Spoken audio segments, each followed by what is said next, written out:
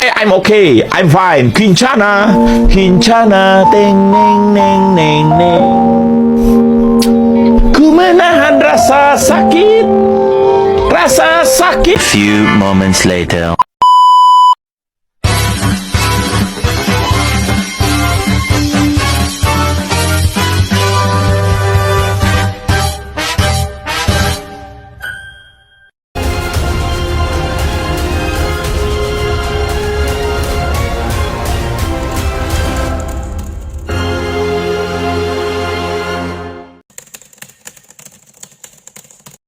Budi Utomo berasal dari upaya Mas Wahidin Sudirohusodo 1852 sampai 1917, seorang pensiunan dokter Jawa yang mencoba mengangkat orang Jawa melalui studi pengetahuan barat serta warisan budaya mereka sendiri, berupaya mendapatkan dukungan untuk dana beasiswa untuk siswa Indonesia.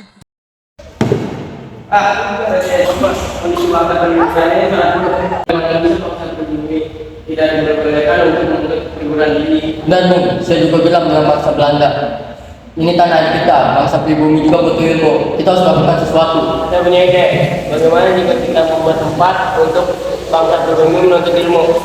Kita bisa membuat studi pos guna menolong para pemuda agar dapat pendidikan di perguruan tinggi. Saya usulkan ini sangat luar biasa Bung.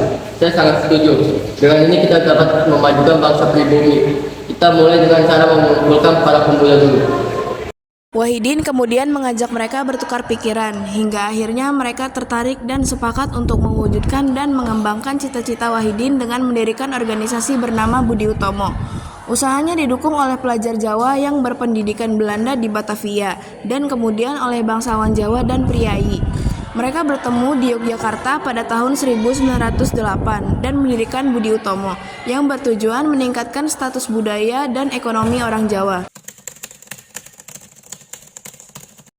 Pada tanggal 3-5 Oktober 1908, Budi Utomo mengadakan Kongres 1 di Yogyakarta. Dalam kongres tersebut, Budi Utomo menghasilkan susunan pengurus besar Budi Utomo, ADART Budi Utomo, dan menentukan kantor pusat Budi Utomo. Pelajar Stovia yang menjadi pendiri Budi Utomo pun berjiwa besar menerima keputusan. Mereka juga merasa masih muda dan masih harus sibuk mengurus sekolahnya. Tidak lama kemudian setelah kongres tersebut, mulailah bermunculan cabang-cabang Budi Utomo yang didirikan di daerah-daerah baik di Jawa maupun di luar Jawa. Sutomo kembali dari Belanda dan mendirikan Organisasi Persatuan Bangsa Indonesia atau PBI yang bergerak dalam bidang politik. Pada Kongres Budi Utomo tanggal 24-26 Desember 1935 di Solo, terjadi penggabungan antara PBI dengan Budi Utomo menjadi satu dengan nama Partai Indonesia Raya atau biasa disebut Parindra. Partai Indonesia Raya adalah suatu partai politik yang berdasarkan nasionalisme Indonesia dan menyatakan tujuannya adalah Indonesia yang mulia dan sempurna, bukan Indonesia merdeka. Parindra menganut asas kooperasi alias bekerja sama dengan pemerintah Hindia Belanda dengan cara duduk di dalam dewan-dewan untuk waktu yang tertentu. Parindra pertama didirikan pada tahun 1935 sebagai hasil penggabungan antara Perkumpulan Politik Budi Utomo dan Perserikatan Bangsa Indonesia dengan tujuan bekerja sama dengan Belanda untuk mengamankan kemerdekaan Indonesia. Parindra kedua didirikan sebagai Partai Sempalan pada tahun 1949 oleh salah satu pemimpin partai sebelum perang, R.P. Suroso. Keanggotaannya terdiri dari anggota Parindra lama yang memutuskan untuk tidak bergabung dengan PNI. Ada dua faktor yang memengaruhi kesadaran Budi Utomo, yakni internal dan eksternal. Pertama, faktor internal. Faktor internal yang mendasar yakni penderitaan yang berkepanjangan bangsa Indonesia karena penjajahan dan munculnya beberapa kaum intelektual yang mulai cakap dalam memimpin. Kedua, faktor eksternal. Faktor ini juga memberikan pengaruh yang besar, diantaranya karena lahirnya paham-paham nasionalisme, liberalisme, dan sosialisme di Eropa dan Amerika, serta kebangkitan bangsa-bangsa di Asia melawan penjajah seperti Turki Muda, Gandhisme, Pan-Islamisme, dan berbagai gerakan pembaharuan Islam di Timur Tengah.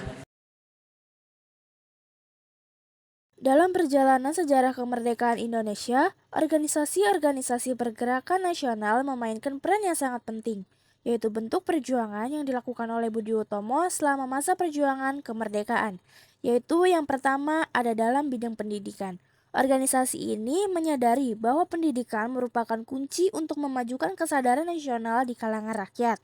Pendidikan yang diberikan tidak hanya berfokus pada pengetahuan saja, tetapi juga pada semangat cinta tanah air dan kebangsaan.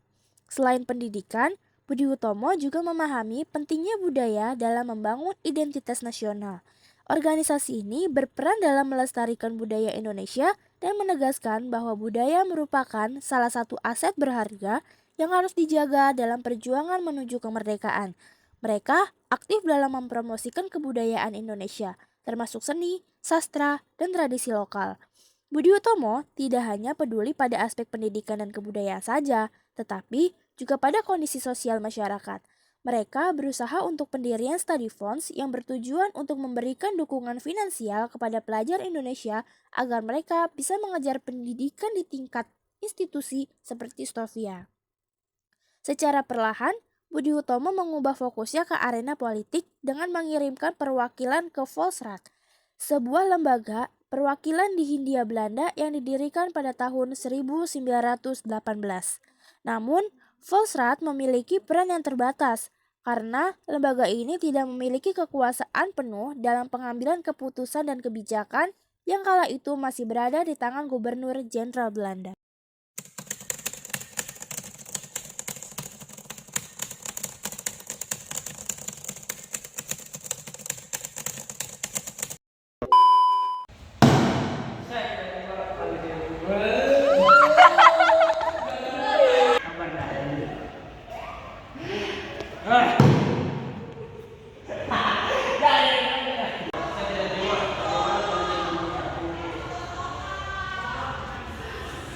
Bagaimana jika kita membuat sebuah bangunan untuk bangsa dunia untuk